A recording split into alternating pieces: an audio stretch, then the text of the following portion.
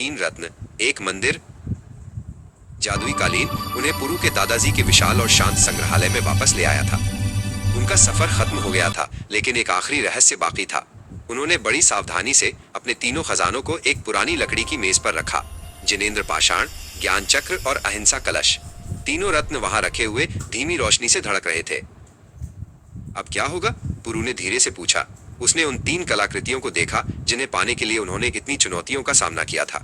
शौर्य ने नक्शे की ओर देखा, जो अब पूरी तरह से खाली था, सिवाय बीच में एक चमकते हुए प्रतीक के, जो तीनों रत्नों के मिले जुले रूप जैसा लग रहा था। जैसे पुरु के सवाल का जवाब मिल गया हो, जिनेंद्र पाषाण धीरे धीरे मेज से ऊपर उठकर हवा में तैरने लगा।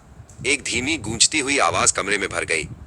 फिर ज्ञान चक्र घूमने लगा और ऊपर उठा, और उसके पीछे अहिंसा कलश भी हवा में तैरने लगा। तीनों खजाने हवा में नाचने लगे और उनकी गति तेज होती गई। उनसे प्रकाश की किरणें निकलने लगी, एक सत्य की, एक ज्ञान की और एक करुणा की, जो आपस में मिलकर एक शानदार पैटर्न बना रही थी। गूंजती हुई आवाज अब एक सुंदर सामंजस्यपूर्ण झंकार में बदल गई, जैसे किसी मंदिर की घंटी बज रही हो।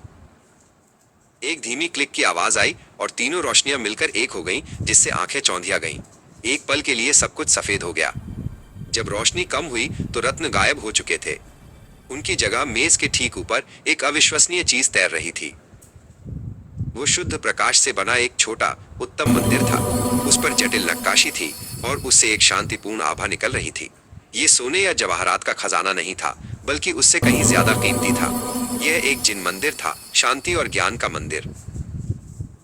असली खजाना, शौर्य ने धीरे से कहा, यह ऐसी चीज नहीं है जिसे तुम रख सकते हो। पुरु ने बात पूरी की, वो सब कुछ समझ गया था। ये सत्य, ज्ञान और करुणा का मेल था। तभी उनके पीछे एक कोमल, झिलमिलाती रोशनी दिखाई दी।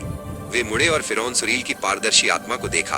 वो डरावना या भव्य नहीं, बल्कि शांत और बुद्धिमान लग रहा था। फिरौन ने तैरते हुए मंदिर और फिर दोनों लड़कों को देखा। उसने शब्दों में बात नहीं की, लेकिन उसकी आवाज उनके मन में गूंज उठी।